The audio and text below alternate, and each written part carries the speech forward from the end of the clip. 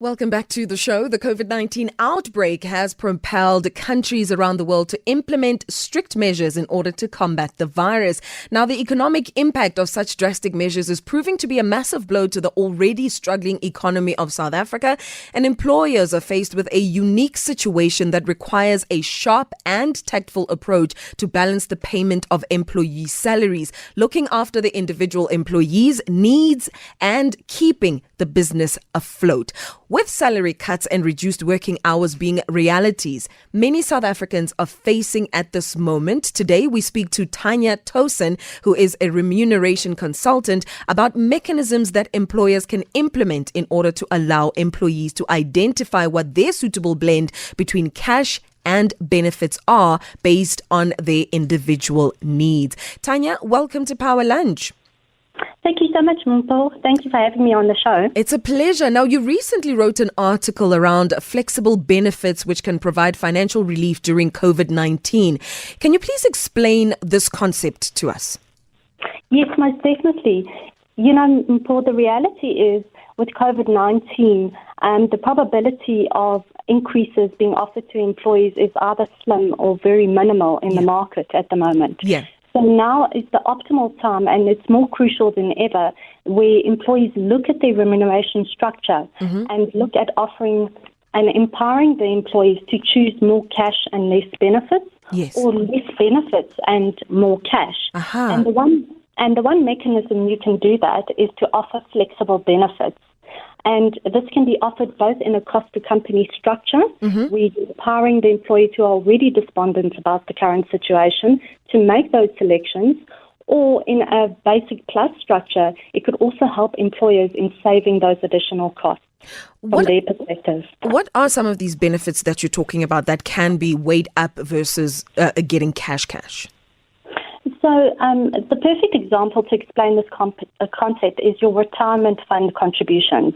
So traditionally, a lot of organizations have a more rigid structure where the employer would contribute, let's say, 7.5%, and the employee would contribute 7.5% with no room on flexing that benefit. So there are mechanisms where we can assist in introducing flexibility in that structure. So where an employee is in distress and they'd like to reduce those contributions, they can reduce it to a bare minimum of, let's say, 2%. And that delta can actually be added to the cash portion of their package. So outside of these flexible manners between, the benefits as well as getting cash, are there other ways that employers can assist their employees optimize their remuneration structure?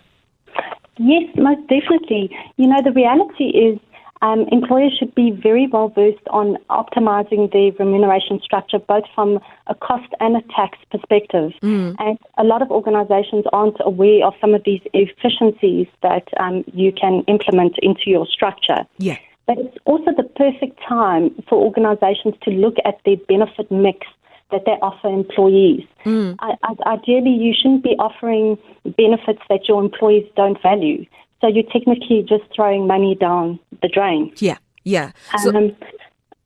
are also, through COVID-19, I'm aware of companies who are approaching their administrators and brokers and asking them if they could possibly suspend their retirement and possibly the risk contribution. So employers should inquire about those mechanisms as well to provide that temporary relief to the employees.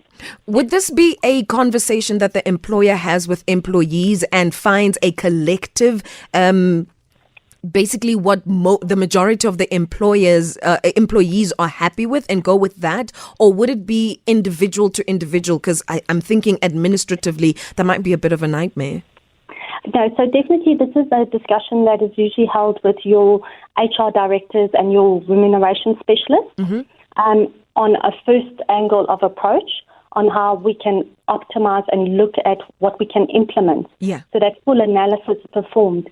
And once that is bedded down, then you can look at how you roll it and implement it with your employees going forward. And then in terms of going back to salary cuts, which is something that a lot of people are dealing with at this particular moment in time under this lockdown, what should employers consider when they are going through the implementation process of salary cuts? So ideally, I would suggest that before employers implement salary cuts, they, number one, look at those benefits they're offering. Number two, another good example would be like your company cars. I see a lot of organizations traditionally who offer company cars to across the board or to an executive team. They're finding that's a massive cost burden, and they're looking at abolishing certain benefits before they go down the route of cutting salaries and reducing that. The reality is also from a tax perspective, SARS is not making budget, which we all are very well aware of. Yeah. So employers should now consider as well, what are they going to do about travel allowances that are provided to their employees?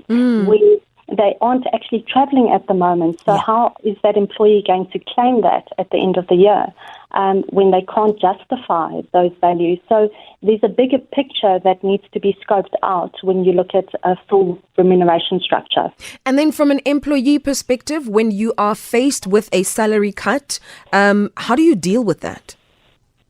Oh, that's always a difficult one, because the reality is that, it's an emotional time for employees. And I think as far as possible, if the company can demonstrate they've taken all avenues and approached all angles, and that's the only solution, I think communication is absolutely crucial for employees to understand why certain mechanisms are being implemented. And, should there be an upward swing, how, companies can come back from those mechanisms as well, so that employees don't feel that, it's a permanent decision. Yeah.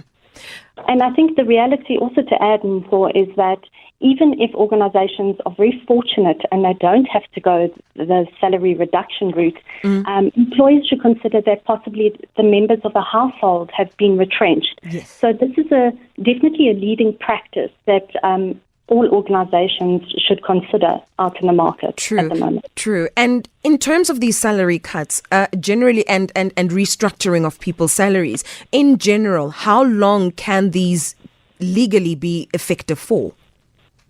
So remember, if an organization has taken this decision, it is a change to your terms and conditions of employment, and there should be a proper consultation process involved that the employee understands, the impact to themselves as well as the impact to their structure. So it can be an indefinite process depending on what is agreed to in the specific change in terms and conditions.